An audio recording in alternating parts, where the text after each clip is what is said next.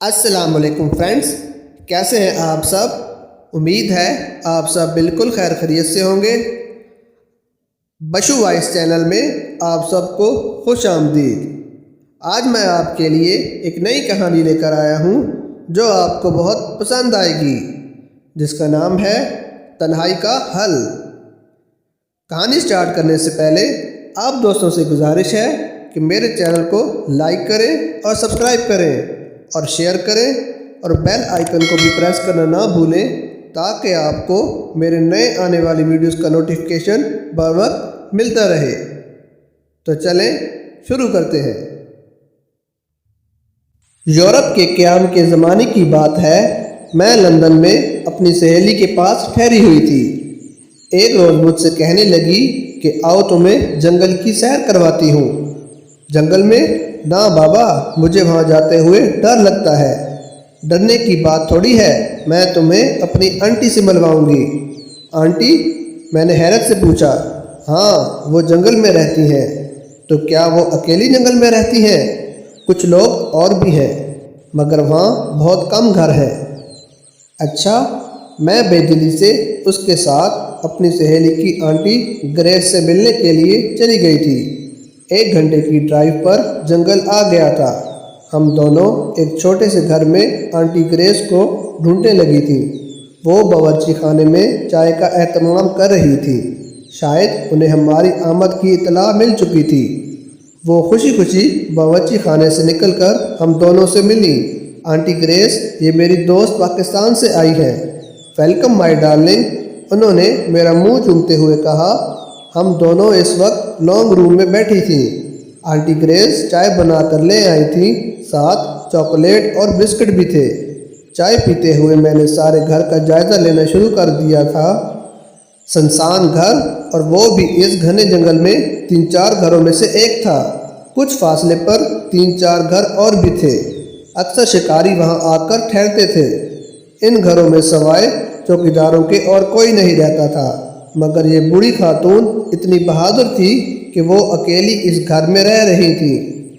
سارے گھر میں سناٹا چھایا ہوا تھا۔ مجھ سے رہا نہ گیا اور میں نے پوچھ ہی لیا تھا، آنٹی آپ اکیلی اس گھر میں رہتی ہیں، بچے نہیں ہیں کیا؟ بچے 2 ہیں۔ اچھا، تو کدھر ہیں؟ ان کی شادیاں ہو چکی ہیں، اپنے اپنے گھروں میں مصروف ہیں، کبھی کبھار آ جاتے ہیں۔ میں اس وقت بہت خوفزدہ ہو رہی تھی تو ان سے پوچھ بیٹھی تھی، آنٹی آپ کو اکیلے گھر میں ڈر نہیں لگتا؟ میرا مطلب یہ ہے کہ شہر میں گھر ہوتا تو اکیلے رہنے میں کوئی قباحت نہیں تھی، مگر یوں اکیلا رہنا تو بہت ہی مشکل ہے۔ میں اکیلی تو نہیں رہتی ہوں، بہت سے لوگ میرے ساتھ رہتے ہیں۔ چائے پینے کے بعد وہ ہمیں برآمدے میں لے گئی تھی۔ کمرے سے ایک سیٹی اٹھا لائی تھی اور سیٹی کو بجانا شروع کر دیا تھا۔ ابھی چند ہی لمحے گزرے ہوں گے تو بہت سارے پرندے آ کر ان کے کندھوں پر بیٹھ گئے۔ رنگا رنگ کے خوبصورت پرندے تھے۔ وہ مسکرائیں اور بتانے لگی، یہ میرے ساتھی ہیں، میرے ساتھ کھانا کھاتے ہیں، میں ان سے باتیں کرتی ہوں۔ دیکھا، ڈھیر سارے بچے ہیں، وہ ایک پرندے کے منہ کو چومتے ہوئے بتا رہی تھی۔ میں حیرانی سے آنٹی گریس کو دیکھ رہی تھی جو ان پرندوں کے ساتھ خوش و خرم دکھائی دے رہی تھی۔ میری حیرانگی کو دیکھتے ہوئے وہ مجھ سے گویا ہوئی، نہ صرف پرندے میرے بچے ہیں بلکہ وہ بلیاں اور 2 کتے بھی ہیں۔ میں پریشان ہو گئی تھی، پوچھ ہی نہ سکی تھی۔ اس گھنے جنگل میں اکیلے رہنا، اور وہ بھی بوڑھی خاتون کا، یہ بات میرے لیے بہت ہی حیران کن تھی۔ صرف پرندوں کو اپنی اولاد بنایا ہوا تھا۔ آنٹی گریس نے 2 بلیوں کو بلایا اور وہ چپ چاپ آ کر ان کے قریب بیٹھ گئی تھی۔ کتے اس وقت کہیں گھوم پھر رہے تھے۔ آنٹی، یہ جانور یعنی کتے اور بلیاں آپس میں لڑائی نہیں کرتے؟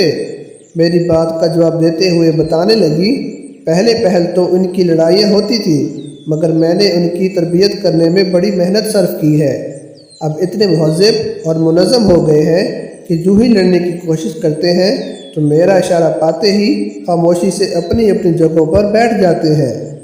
مجھے تو رہ کر خیال آ رہا تھا، ایک انسان کی تربیت میں خاصا وقت درکار ہوتا ہے، مگر اس نے جانوروں اور پرندوں کی تربیت کی ہوئی تھی۔ اس بہادر خاتون نے اپنی تنہائی کا حل ڈھونڈ لیا تھا۔ وہ پرندوں، بلیوں اور کتوں کے ساتھ بہت خوش تھی، اور ایک ہم انسان ہیں جو آپس میں خوش نہیں رہ سکتے۔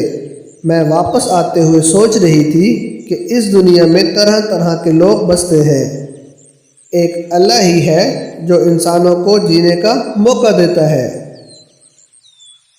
تو دوستو، کیسی لگی آپ کو آج کی یہ کہانی؟ امید ہے بہت پسند آئی ہوگی۔ انشاءاللہ اگلی ویڈیو میں آپ کے لیے ایک نئی کہانی کے ساتھ حاضر ہوں گا۔ اب تک کے لیے اللہ حافظ۔